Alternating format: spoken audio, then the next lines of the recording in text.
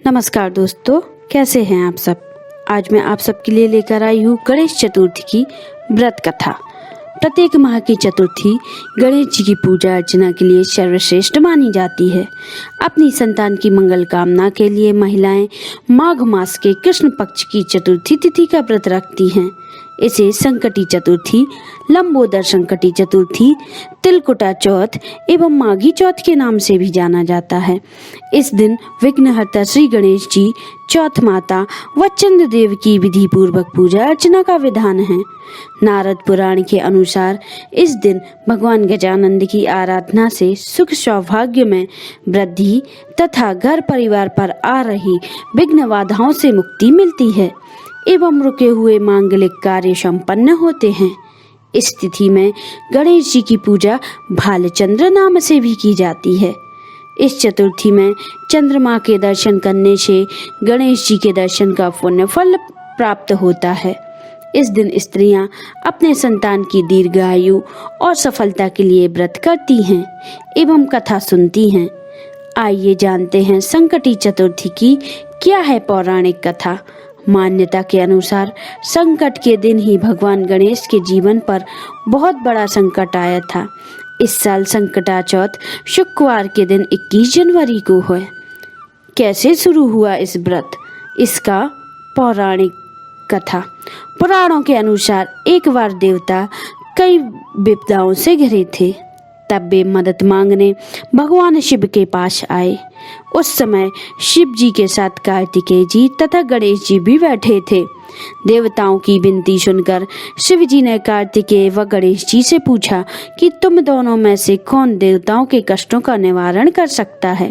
तब कार्तिकेय जी व गणेश जी दोनों ने ही स्वयं को इस कार्य के लिए सक्षम बताया। इस पर भगवान भोलेनाथ के दोनों पुत्रों की परीक्षा लेते हुए कहा कि तुम दोनों में से जो भी सबसे पहले पृथ्वी की परिक्रमा करके आएगा वही देवताओं की मदद करने जाएगा। भगवान शिव के मुख से ऐसे वचन सुनते ही कार्तिकेय जी अपने वाहन मोर पर बैठकर पृथ्वी की परिक्रमा के लिए निकल गए। परंतु गणेश जी विचार मग्न हो गए कि वे चूहे के ऊपर चढ़कर सारी पृथ्वी की परिक्रमा करेंगे तो इस कार्य में उन्हें बहुत समय लग जाएगा। तभी उन्हें एक युक्ति सूझी। गणेश जी ने अपने स्थान से उठे और अपने माता पिता के साथ परिक्रमा करके वापस बैठ गए। परिक्रमा करके लौटने पर कार्तिकेय जी स्वयं को विजेता बताते लगे। तब भगवान शिव ने गजानन जी से पृथ्वी की परिक्रमा न करने का रहस्य पूछा। तब गणेश जी ने कहा, माता पिता के चरणों में ही समस्त लोक हैं। यह सुनकर भगवान शिव ने गणेश जी को देवताओं के संकट दूर करने की आज्ञा दी और गणेश जी को आशीर्वाद दिया कि चतुर्थी के दिन जो तुम्हारा पूजन करेगा और रात्रि में चंद्रमा को अर्घ्य देगा उसके तीनों ताप यानी दैहिक ताप, वैदिक ताप तथा भौतिक ताप दूर होंगे। व्रती के सभी कष्ट दूर होकर उसके जीवन में हर प्रकार की सुख समृद्धि प्राप्त होगी। इस व्रत को करने वाले को अपने सामर्थ्य के अनुसार गरीबों को तिल गुड़ के लड्डू, कंबल या कपड़े आदि दान में देना चाहिए। कथा 2। एक प्राचीन पौराणिक कथा के अनुसार सत्यवादी राजा हरिश्चंद्र के राज्य में एक कुम्हार रहा करता था। एक बार उसने बर्तन बनवाकर आवा लाया। बहुत देर तक आवा पका नहीं। बार बार नुकसान होता देखकर कुम्हार एक तांत्रिक के पास गया और उसने तांत्रिक की मदद मांगी। तांत्रिक ने उसे एक बालक की बलि देने के लिए कहा।